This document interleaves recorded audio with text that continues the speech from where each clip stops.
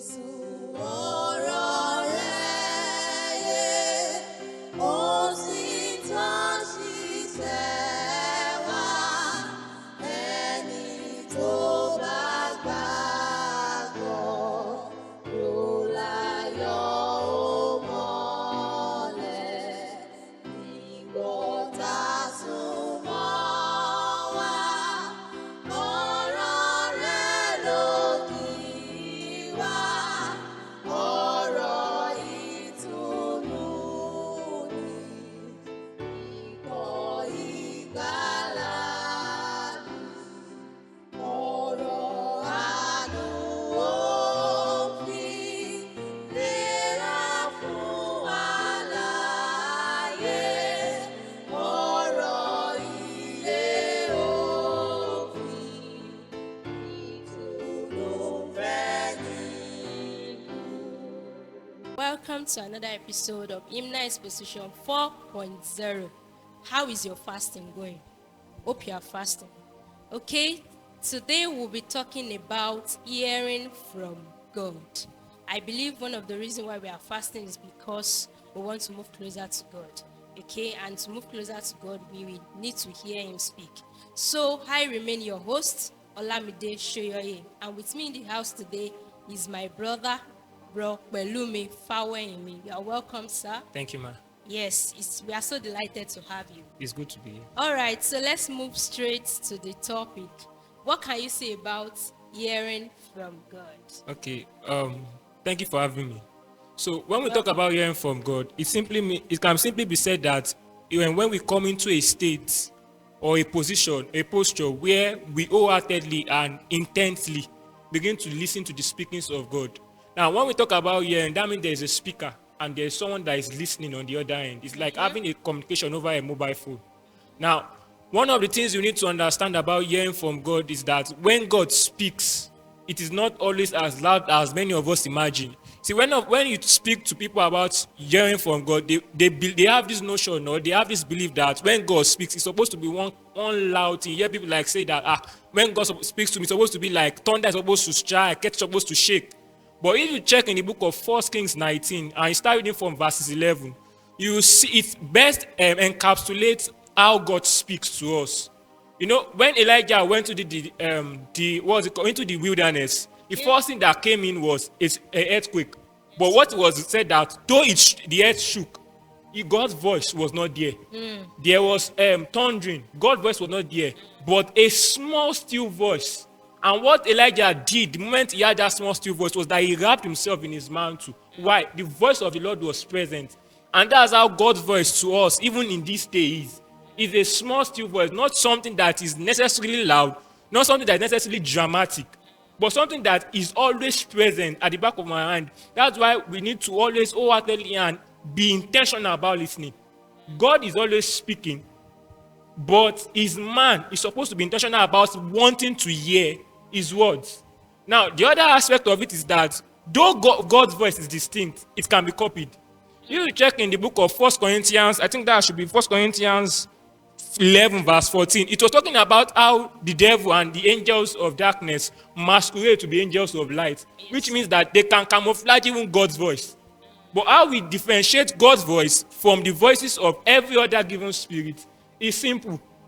Jesus has said it. He said something in John 10 verse 27. He said, "My sheep hear my voice." Why? They know me. Okay. That means that you have to know the man you are speaking with. How do we know him? We stay with his word. We fellowship with him. It's like a child and a father. You see a child can know his father easily. Why? He has spent time with the man. So even if there are 10 people speaking, you always be able to pick out, this is my dad. Because he has spent time with that man. The same thing with God.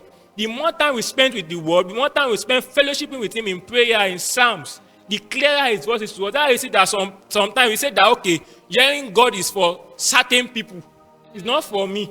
The reason why it's looking like it's for certain people is because those certain men have consecrated themselves to always be attentive to it. You see, even in that 1 Kings 19, because Elijah wanted to hear God, he has to leave the midst of people, enter into the wilderness so that he can hear God's voice clearly. It's because you want to be separated from everybody. The fathers did it. Why?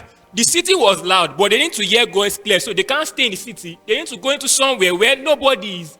God's voice will be very, very clear. The only voice you will hear is God's voice. And now let's put it in the perspective of fasting now, of the Okay. fast now. While we fast, like you said, it's because we want to hear God's voice clearer.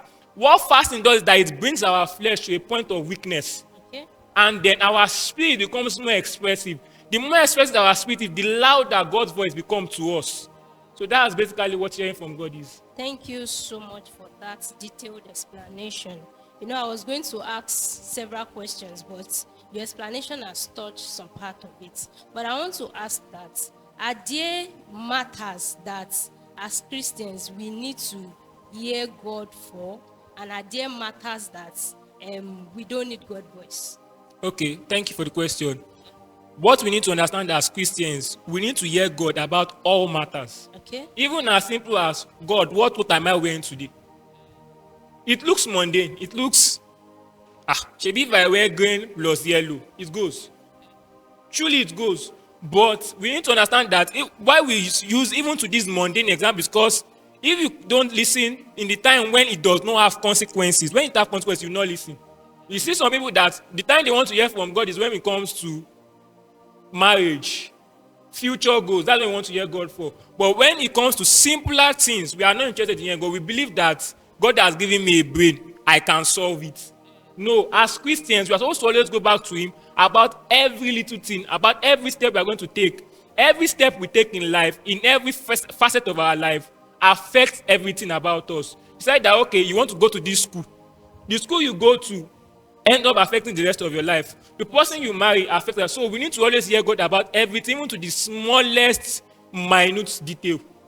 All right, thank you so much for that. Viewers at home, you heard that we need to hear from God, even concerning little matters. Concerning little matters, not just when we want to take big step. As little as what feels you can use your wisdom to do, we still need God. Okay, so bro Pelumi, you mentioned something just passing on it when you were talking. You said that like our fathers, some of them will go to the mountains just because they want to hear Yes, ma'am. God. So I want to ask that, is it necessary that anytime we want to hear God, we must put in some things, like we have to be dramatic, or there are some things that must be put in place Okay. just for us to hear God? Okay. Or even when we are not, we are just conscious that God, I need you on this, we can hear God. Okay. Or we just have to be out of people all the time if we want to hear God. I just want you to expound on that because you mentioned it. Okay. When it comes to hearing God, we can hear God anywhere, even when you are in the restroom. Even for me, one of the best times I hear God is when I'm in the restroom or when I'm washing plates. God speaks to us everywhere, but why we sometimes separate ourselves from people is because there are certain matters God will never speak in the general. There's what we call the general speakings of God and what we call the personal speakings of God. Now, if you take a look at Abraham, he said, Abraham, leave your father's house unto a place I will show you. Yes, sir. Now, when Abraham left, he took Lot along. You know, we don't, many times when we read that, we don't actually put any emphasis on taking Lot along. But you see that God never spoke about the original speakings that he spoke to Abraham about leaving the land until when he and Lot were separated. In Hebrew, what Lot means is a covering. What Lot became was like a covering. God was still speaking to Abraham, but on that specific matter of showing him a promised land, God will not speak to you because it is a specific matter, not more a general matter.